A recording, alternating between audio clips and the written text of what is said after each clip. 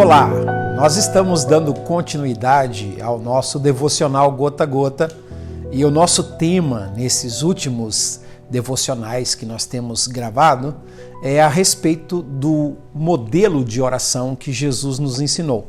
Nós estamos aprendendo a orar com Jesus em cima da oração modelo, que é a oração do Pai Nosso. Se você está chegando agora e gostaria de ter uma visão melhor do assunto que nós estamos tratando, você pode pesquisar na nossa playlist, fazendo sua inscrição aí no nosso YouTube, e você terá acesso a todos esses devocionais, o que trará uma visão e um esclarecimento melhor para você de como é que você pode pegar os códigos da oração do Pai Nosso. Nós já pensamos sobre o Pai Nosso, o Pai de todos nós. Nós já pensamos sobre os céus, o que é que significa a habitação de Deus, e também já pensamos sobre o tema santificado seja o teu nome.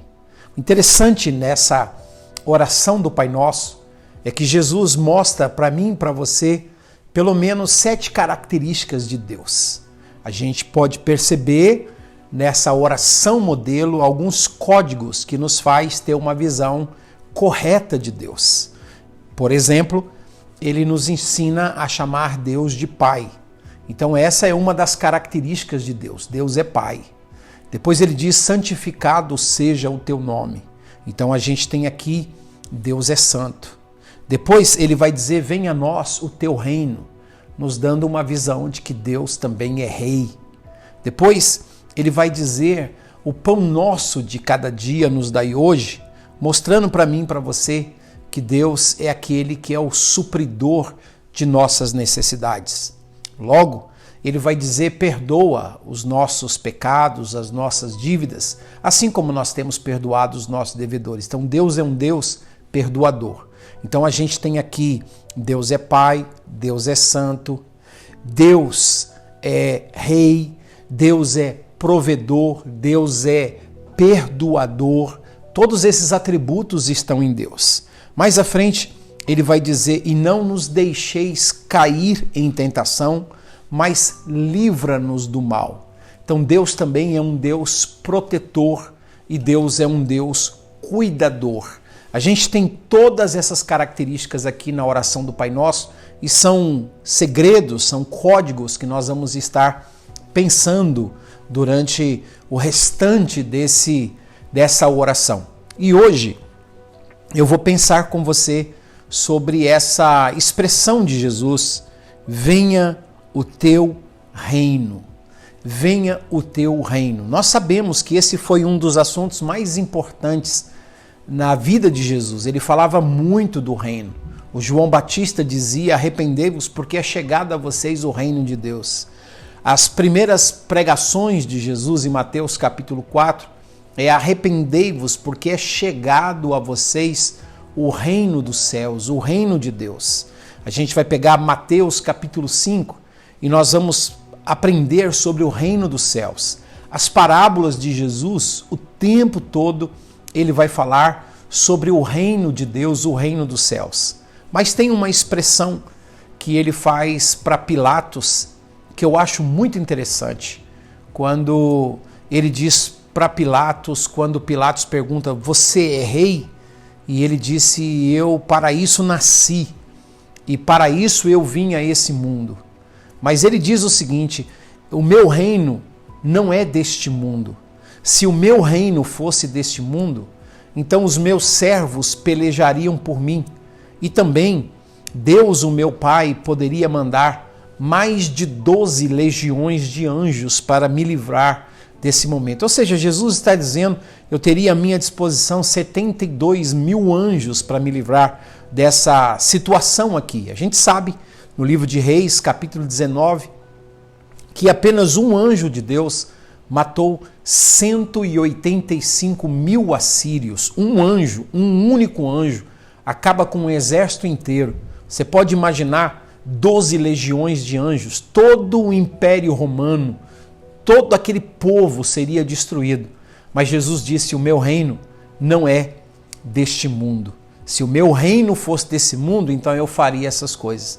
Então, quando eu e você oramos, venha o teu reino, nós precisamos entender o que é que significa o reino de Deus. Porque os próprios discípulos não entenderam, a princípio, sobre o reino de Deus.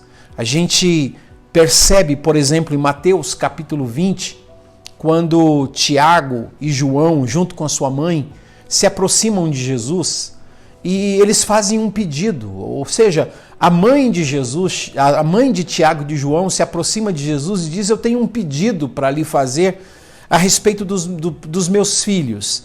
E Jesus disse: então fala, mulher, o que você quer? Ela diz assim: quando o Senhor estabeleceu o seu reino, eu gostaria muito que o Senhor colocasse um dos meus filhos à sua esquerda e o outro à sua direita.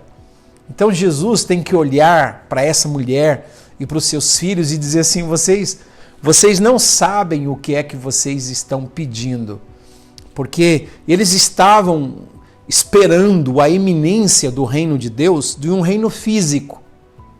Eles acreditavam, porque Mateus 20 está muito claro que o capítulo 21, Jesus está indo para entrar em Jerusalém. Jesus vai fazer aquela entrada triunfal em Jerusalém, as pessoas vão clamar: Hosana, bendito que vem em nome do Senhor. Todos os discípulos estão eufóricos porque estão acreditando que Jesus vai entrar em Jerusalém para estabelecer um reino físico. E esses dois irmãos já antecipam diante de Jesus, com uma visão humana apenas do reino, pedindo uma posição à direita ou à esquerda. E Jesus diz: vocês não sabem o que é que vocês estão pedindo. Eles não entenderam, esses discípulos não entenderam. Mas antes, no capítulo 18 de Mateus, a gente vai ver esses discípulos também discutindo sobre qual deles é que seria o maior no reino. Então a gente tem Mateus 18, eles discutindo quem é que vai ser maior no reino. A gente tem Mateus capítulo 20, esses dois discípulos pedindo para ocuparem posições no reino. E a gente começa a perceber que esses discípulos estavam com uma visão de um reino físico. Eles queriam que o reino de Deus viesse para desfazer o Império Romano. Eles estavam aguardando um Messias que viria montado em um cavalo branco. Eles ignoravam que o Antigo Testamento estava mostrando que o reino de Deus pelo Messias viria em duas fases. Ele viria primeiro como um servo sofredor, Isaías 41, 44 e por aí, Isaías 53. E só depois então é que ele viria como o Senhor para reinar nessa terra. Ele viria primeiro para morrer pelos nossos pecados em caráter de substituição e só depois então ele viria como Rei dos Reis e Senhor dos Senhores. Mas os discípulos não passavam pela cabeça deles essa ideia de que o Messias iria sofrer. Quando em Mateus 16 Pedro tem a revelação de que Jesus é o Filho de Deus, o Messias, logo Jesus começa a dizer em Mateus 16, versículo 21, a partir desse momento em que os discípulos entendem que Jesus é o Messias, Jesus começa a ensinar a eles sobre como que o Messias deveria sofrer, ser entregue, ser morto e depois ressuscitar no terceiro dia.